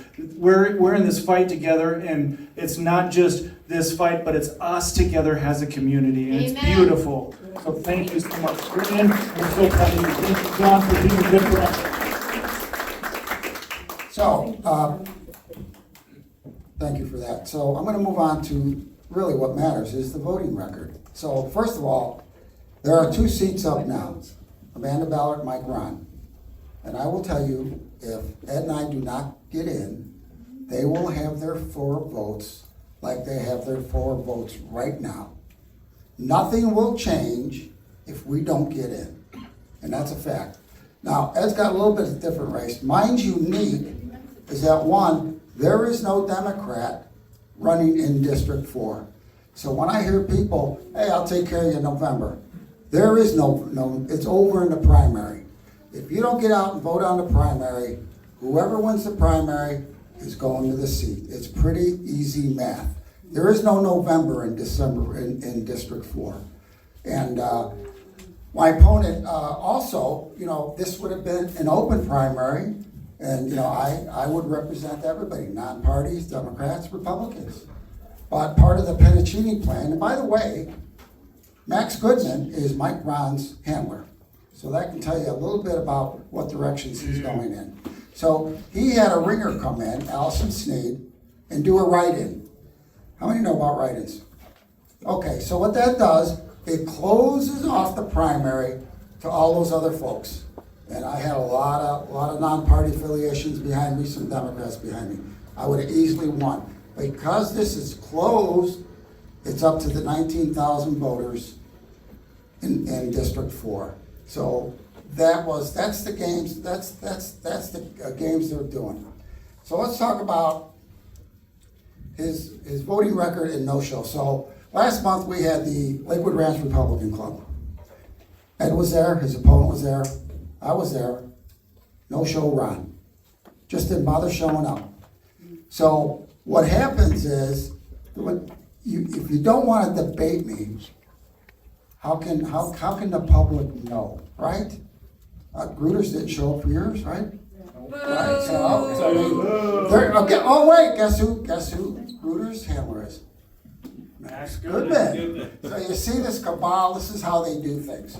So he didn't show up, and conveniently enough, when I show up for a debate, like next week, is it next week? Yes, sir. Tiger Bay's coming up on the 24th. He knows I'll be there. He conveniently told them, I got something to do. What do you got something to do? I mean, we're telling you months in advance that we're gonna have a seat for you. He's not gonna show up, doesn't wanna show up. So let's talk about his voting records. I'll try to keep this short. The wetlands, stripped it. KVO, Amanda Ballard, and Mike Ron. Stripped it, gone. We can't get that back because SB 180 is now in place, and our friend Bill Connolly up there, the Senate passed the bill. Connolly refused to sponsor a companion bill to get rid of SB 180. So we're stuck with that nightmare for a little bit longer. And who knows? It may get repealed, it may get extended. So we can't trust them on that. That's John Phillips, by the way, who's running against Connerly, just Right. so you guys know. Right. So, Kim Lee Horn, I went up to Tallahassee Lobby Days and I talked to him. I said, what's with this port, this cruise port? You wrote something to bring in a cruise port in Teresita? Oh yeah, well that was somebody from Pinellas wanted me to write that bill. Oh, you got time to write that, but you don't have time to write a companion bill for SB 180? It's ridiculous. The port giveaway. Oh, so let's talk about, he's just got a terrible record. Mosaic, let's talk about Mosaic, right? I've been fighting Mosaic for 20 years. I went to DeSoto, I spoke there, spoke about her. Here's a company that has $2 billion in fines. So I asked him one day, I said, how can you afford this? Oh, it's built in. It's easier to pay the fine and do the right thing, right? So that's who we're dealing with. A few months ago, they came up, their contract is not up for another 4 years. So what does Mosaic do? We're not sure about this November election, so we better get that extension in now. Here you go, and Ed will talk about it. Here you go, Amanda, we'll give you $350,000 for your kitchen, and extended 14 years. We had 4 years left on the contract. Mike Ron voted for it, Amanda Ballard voted for it, and it passed. right? So as long as they have their 4 votes, we are done. Yeah. Just want to talk about the money. Let's talk about the money, right? So, you can listen to me. I just did an interview with WSLR. It's out there on YouTube. You know, Bradenton Times, I did a podcast. So let me talk about the money. He has a PAC, right, called Friends of Mike Ron. By the way, I got 6 postcards so far in 7 days. And they're right, they're $1.25, 19,000. He has spent $120,000 in 1 week against me, right? That's where the money comes from. So this PAC, Friends of Mike Ron, the treasurer is Dave Ramba, who is the lobbyist for the port that Mike is the chairman for, that okays the funds for the lobbyists. There's no connection there, right? Right? And then guess who the chair of this dark money PAC is? Mike Ron. He's writing his own checks, his own campaign. You know, he's got about probably $200,000 or $300,000 in there. Doesn't affect the $61,000 war chest in the supervisor of election, right? He just keeps writing those checks there.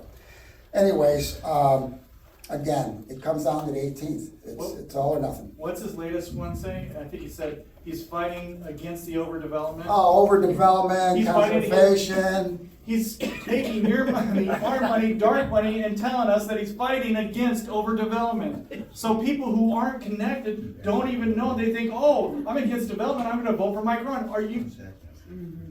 Sorry, that makes me upset. I feel like I need to silence you real quick so you feel at home. Like, don't talk, you deep. Sit down, Mr. Gadfly. So anyways, I'll try to keep it short because we got some other people. But all you have to do is follow the money. And that'll tell you. And everybody that spoke up here before, you get fancy mailers, oversized postcards, 4-color, glossy, both sides. They ain't cheap. And we are getting bombarded in our mailbox. And you know, we still got 5 weeks left, so he's gonna probably burn up every bit of $300,000, right? Again, for what, for $100,000 a year job? Who knows? Anyways, for the record, Glenn Gadfly, Gibellina, I appreciate you all out here today. Thank you so much.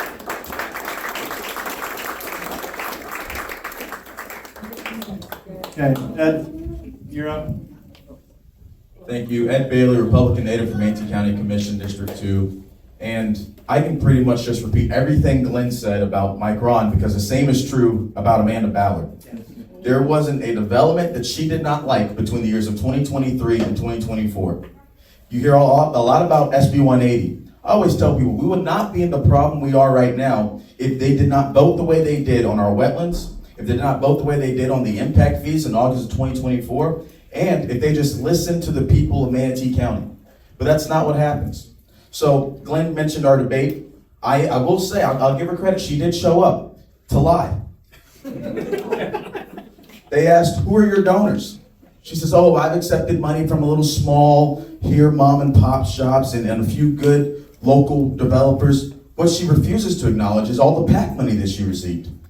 Like the Knowledge is Power PAC that she reports on her report as an education thing. It's a PAC that receives money from a guy by the name of Eric Robinson who calls himself the Prince of Dark Money. But she refuses to talk about it. Why should we support her when she doesn't support herself?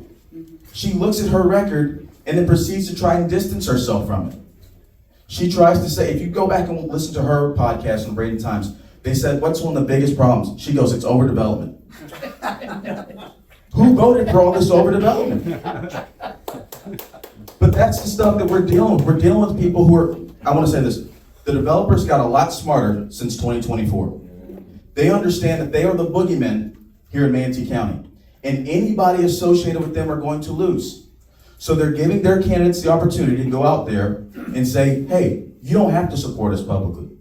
You don't have to say, oh, in fact, distance yourself from us as much as possible. Because I can assure you, they don't want me in that seat. They don't want Glenn in that seat. They want the two people who have been for them 100% for the last 4 years to return to receive that check again. And I always say, people say, well, look at the good work that's been happening. Look at the one-stop housing. So one-stop housing is a great project to help get homeless people off the street. Mosaic donates $350,000 in order to furnish a kitchen. Great work by Mosaic. What do they get in return? a 14-year extension to continue their phosphate mining out in District 1. And can I just jump in on that? Go one? ahead, sir. Because then they also stuck us with a $23 million fund that Manatee County is trying to figure out how in the world do we pay for this. This goes to the general fund in Manatee County, and this is all directly related to Mosaic in Piney Point. So now we've got to pay $23 million that Tallahassee was supposed to pay. They're not paying. And certainly Mosaic, they wrote the whole thing off. They did some legal maneuvering. And so now $23 million. But hey, we should be very thankful that they gave us $350,000. That's what's happening. It's insulting. I'm sorry. No, it's fine. Do it again. It's okay. But one of the other things. But I mean, it's just ridiculous because they continue to go and try and play the voters as fools. That we are going to forget their record. That we're going to act like, oh, they're changing now. They are not changing. If we keep the same commission, let's say we get a good candidate in District 1 and a good candidate in District 6, but Ballard and Ron get reelected. Do you honestly believe that the county is going to change in a better direction after the election? Absolutely not. I'll tell a funny story. So I had a fundraiser out in Terracea. Liz was there, Glenn was there, John was there, Eddie was there, Amanda Ballard was there at my fundraiser. I didn't know she supported me. But she sits there and she has a nice, we gave her one of the best seats in the house. And I asked the question, I said, raise your hand if you believe Manatee County is going in the right direction. Did you know not a single person raised their hand, including Amanda Ballard? I wish I had it on recording because I would just play that in every household. Manatee County is continuing to go down a terrible direction. And until we get these two builder-bought candidates out of office, nothing will change. And that's why I'm glad to be on this stage talking to voters, getting to know you, and actually getting to listen to your problems. Because that's the commissioner that I'm going to be. Not one that the builders control, one that is controlled by the people of Manatee County and the people of District 2, period. Yes.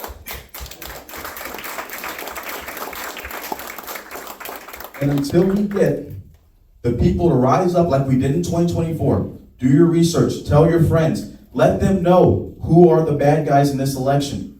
Until we get that done, Manatee County will continue to go down the wrong direction. But I do believe that enough people are still angry and are waking up to all the bad decisions that are made. And I do believe that we will win this election in August and we will take back Manatee County for good. Thank you. Thank you, Ed. If you can get that mic to Liz. We're going to end up with Liz. And when we end up, I'm going to have to just say, no, you're done. It's over. Sit down. Just so you feel comfortable too. These two are at the Board of County Commissioners and they get treated rudely every time. And so I'm just making fun of them. That's all. It is true. I get eye rolls and I get the whole 3 minutes, or sit down. And I have people in the audience going, she can have my time. And you're like, no. Yeah, I'm Elizabeth Arnold. I'm running for District 1 in Manatee County. It's the biggest district in Manatee County. And I'd be willing to bet it's got the most growth and huge explosive growth at that in Manatee County. And I'm one of the fortunate ones because my commissioner was a saint. She voted for the right thing. She did the right thing. She was wonderful. And I say that as speaking about her as a commissioner, but she was also my friend. And we used to go to the meetings as activists together all the time. And she always went, you don't do very good public speaking, so I'll go after you and wrap up. So she did. And we won a lot of those battles. And we made changes. And I know people sometimes say, oh, don't waste your time.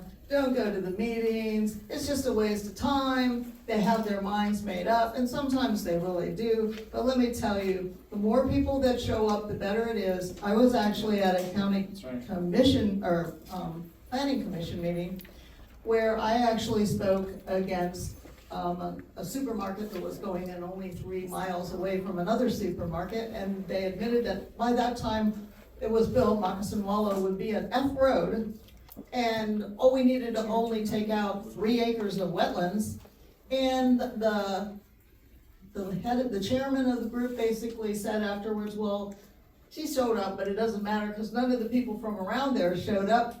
And nobody sent in any emails from around there. So we're just gonna pass it because the people that live there don't care.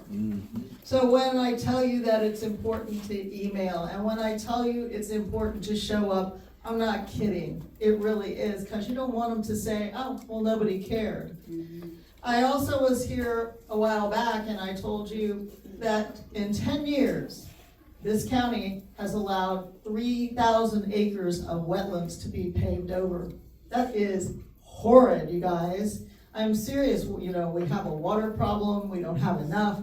We have dust storms during the dry seasons, and that's partially because we just keep paving over all the wetlands. We got wells going dry out in Mayaca, some in Parish. We have problems. And interestingly enough, the citizens have been looking at the comp plan. And they basically said, oh, don't worry about the comp plan. It's just a few minor little changes and it's all just basic stuff. And come to find out, Mark Vanderay, who's sitting in the back, who's also a citizen activist, and I'm honored to actually know him. He's terrific. He found out that the new comp plan draft only says we're going to use 106 gallons of water per person per day. The one that we're living under now says 110 gallons per day.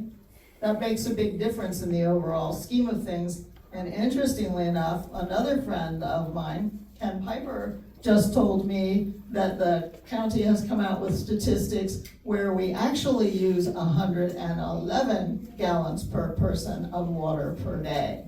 So we're talking some serious stuff, and I'm hoping that people will show up when the comp plan is heard. They want to transmit it.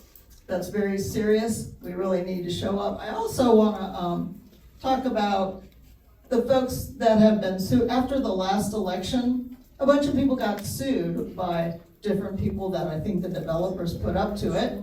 And, you know, I don't know if you've ever seen the cartoon with the puppet, the blue puppet. He was sued. He's still being sued. It's been 2 years now. He's still being sued. The Bradenton Times was sued. Betsy Bennett was sued.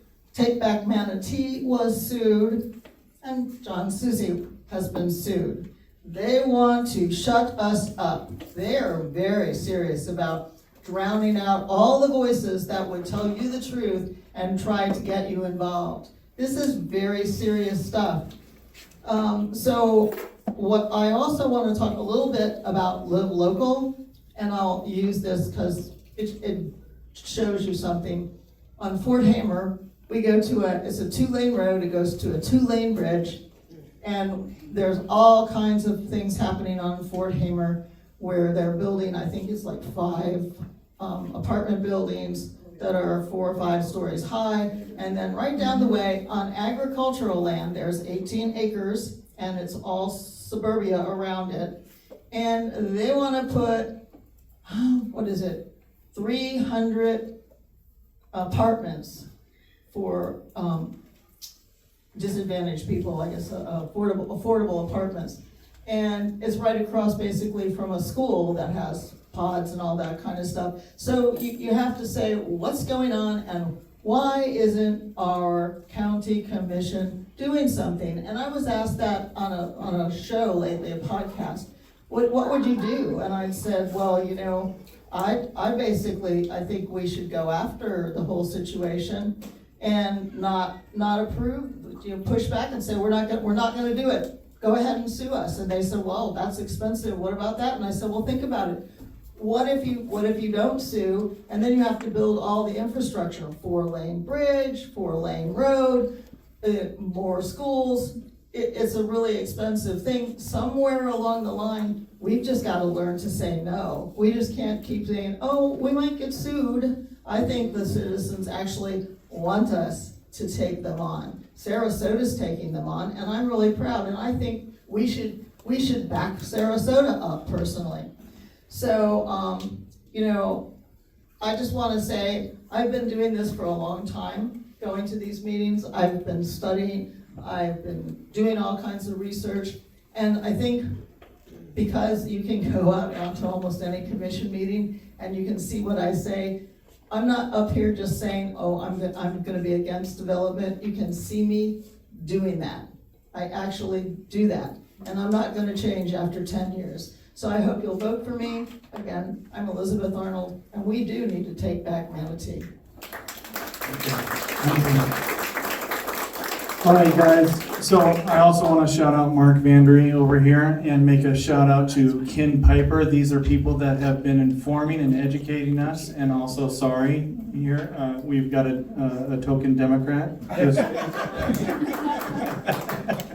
So, yeah, it's a fight, and we're not looking for, a blue wave, no offense. We're not looking for a red wave, we're looking for a tidal wave to take out the corruption.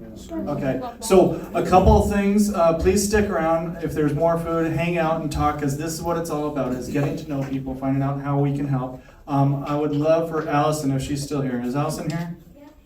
Could you raise your hand? So Allison and Trent are with my campaign. If you want to help out and go ahead and grab some of those signs, and here's some signs too. And financially, we're trying to print as many of these signs as possible for my signs, and we're going to give it to the candidates that deserve it, and these candidates deserve these signs, so that we can make a clear distinction out there with signs that these candidates are actually against developer control versus sending out a $1 million worth of mailers that say I'm against the overdevelopment and I'm against AI data centers, and I don't even know what an AI data center is.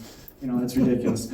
So anyway, please help support and get to know these candidates and help them. We're grassroots. We need as much help financially, all of us. So thank you guys very much for a great evening. We're going to do another one of these. I believe that Allison's telling me that I need to make sure to let everybody know, because this is good for us to get together and to connect and to be able to fight together and build community as we do it.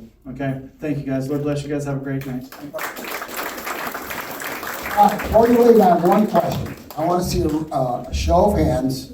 This is our favorite line. Has the quality of your life improved or even stayed the same in the last 4 years? Show of hands. There you go. You got your answer. All right. Good night, guys. Hang out. Stick around. We're not kicking anybody out.